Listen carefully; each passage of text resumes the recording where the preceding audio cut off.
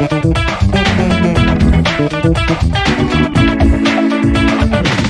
مبروك للمغرب، مليون مبروك للجمهور. كان الله في عون خالد، والناس كلها حاسه نفس الشعور ده ونفس الاحساس كمصريين.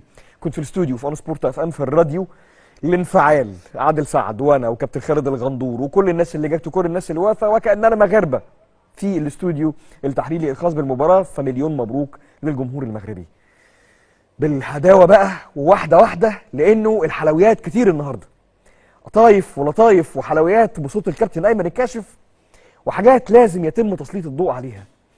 اولا بهدوء، بهدوء، بعد الانفعالات وبعد الشحن وبعد الكلام ده كله. درس تكتيكي رفيع المستوى لمدير فني قال في المؤتمر الصحفي خلونا نحلم، للعيبه قالت قدام كرواتيا، قالت قدام بلجيكا، قالت قدام كندا، قالت قبل المباراه احنا جايين نعمل حاجه. وحوش الكل، وحوش من حبيبي وحبيب الكل اولهم سفيان مرابط، اللي النهارده واخد كل الالتحامات، واخد كل الالتحامات الارضيه، بسم الله ما شاء الله يا ابني. للتاني اللي قلت انا الحلقه اللي فاتت ان ده يومه، ان احنا مستنيينه لانه يحاسب على قيمته، سفيان بوفال. فين بوفال النهارده؟ 17 ثنائيه التحام ما بينه وما بين لعيبه اسبانيا، واخد منهم 12. جناح شمال المغرب من 17 التحام واخد 12. اتفرج على الخريطه الحراريه لاجنحه المغرب واقفين فين النهارده؟ واقفين فين النهارده؟ حكيم زياش وسفيان بوفال، الاثنين كله رادد، السهم شمال رايح ناحيه المرمى، الازرق اللي في نص الملعب بتاع المغرب هو اللي في نص الملعب بتاع اسبانيا. تواجد كظهير ايسر مثلما تواجد كجناح ايسر. 33 مره لمس الكوره، نصهم تقريبا في نص ملعبه. تروح على زياش، اختها حكيم زياش في نصف ملعب المغرب، هو في نصف ملعب المنتخب الاسباني. النهارده اللعيبه دي واقفه على رجلها مصرين اهو، ده يمكن في نص ملعبه اكتر بكتير، يعني اللون الازرق بقى اوضح بكتير جدا في نصف الملعب الاخر. ده اشرف حكيمي. طيب وبعد كده هتلاقي زياش نفس الفكره. الكل النهارده واقف في خدمه المغرب، احنا كلنا هندافع طلعه واحده. ده حكيم زياش، وانا كنت فاكره حكيمي.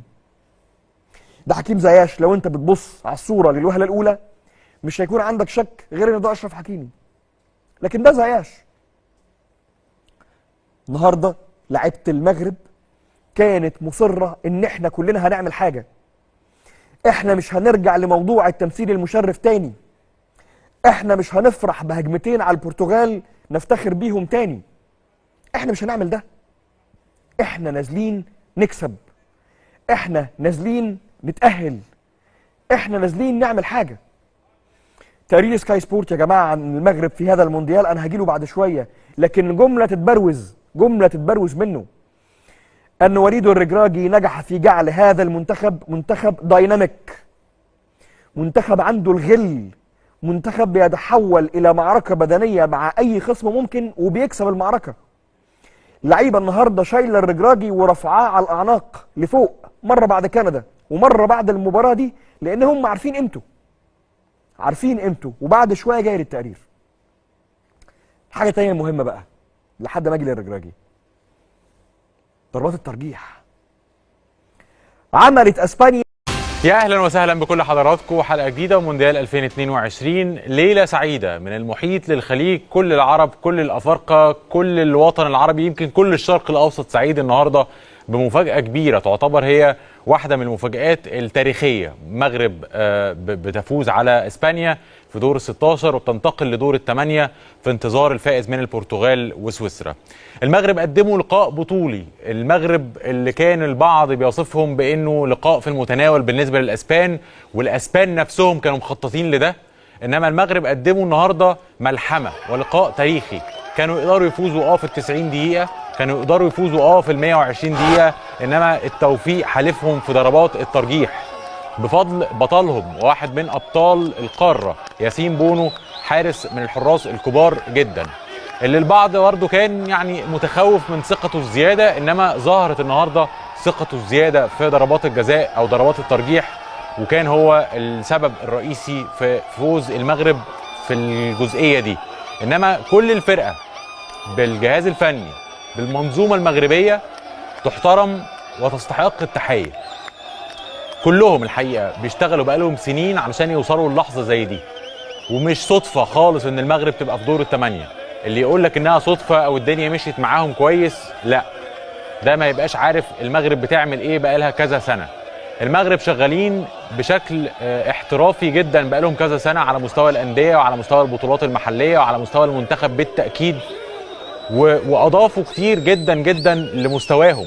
عندهم لعيبه كتير في اوروبا، عندهم مدربين جيدين. وليد الرجراجي ده واحد من المدربين المهمين جدا على مستوى القاره الافريقيه، والناس كانت شايفه انه لا، مهم انك تدخل كاس العالم بمدير فني اجنبي. ليه؟ مش شرط خالص. النهارده اللي حصل لازم تبص على كل الزوايا. المغرب تستحق تماما التواجد وسط الثمانيه الكبار في كاس العالم، بعدما يعني قدمت دور مجموعات رائع، وايضا قدمت لقاء طيب جدا جدا جدا قدام الماتادور الاسباني بلويس انريكي بمجموعه من اللعيبه الجيده جدا. مش عايز اقول لك ان هم فرقه مرعبه، انما فرقه جيده جدا. يعني ما تقدرش ترشحهم لحصد البطوله، لكن تقدر ترشحهم للتقدم في البطوله. عادي انه يروح دور الثمانيه، وعادي انه يروح السيمي فاينل، عادي. انما المغرب النهارده قدموا لقاء تاريخي وفوز هيفضل الناس فاكراه سنين كتير جدا جدا، زي ما دايما بنبقى فاكرين اي منتخب افريقي او عربي عمل لقطه حلوه في كاس العالم او في البطولات الكبيره. وطبعا النهارده مفيش احلى من دي لقطه. شايفين السعاده؟ ومش بس المغاربه، الدنيا هناك كل الجنسيات، مغاربه، توانسه، جزائريين، قطريين، سعوديين، مصريين، افارقه بقى من كل حته. لا، عملوا لنا حاله لو تدخل تتفرج واحنا قاعدين بنتفرج، والله انا حسيت ان احنا بنتفرج على ماتش مصر. كل الناس مستنيه، كل الناس بتقوم في هجمه المغرب وبتدعي ربنا في هجمات اسبانيا. لا، عملوا النهارده فرحه مش طبيعيه. ياسين بونو واحد من اللعيبه المهمه جدا اللي كان سبب النهارده رئيسي في فوز المغرب، ومش هو بس، هو وكل اللعيبه. ايه سفيان مرابط ده؟ ايه حلاوته دي؟ ايه بوفال ده؟ ايه اللعيبه دي يا جماعه؟